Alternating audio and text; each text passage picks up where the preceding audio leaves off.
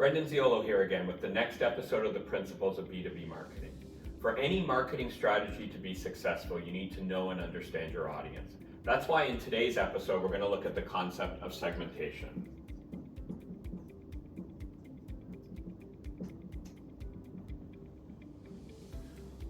Once again, we're going back a few decades with this concept. It was created in the 1950s by Wendell Smith, although it's built on a lot of ideas from as early as the 1920s.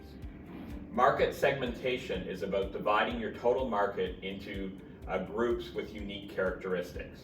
Some of the criteria used to do this is geographic, demographic,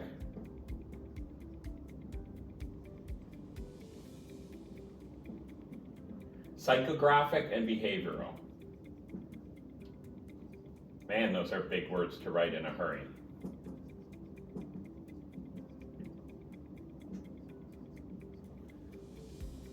I'm not even sure I spelt them right. In B2B marketing, some of these aren't used as much as they are in B2C. For instance, geographic is still important, but some of these other ones are less important.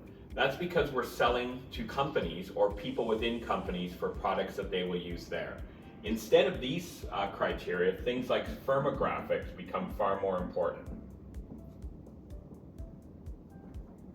That includes elements like company size, revenue, headcount, and other things like that. The other part that's very important in B2B marketing is something called technographics.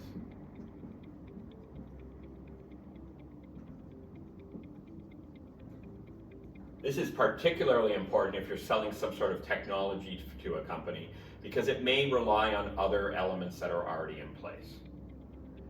There have been some criticisms around segmentation, which is not surprising since it's been around so long. This is things like it's not taking into account all the dynamic parts of a market, it may not take into account insights and other new criteria.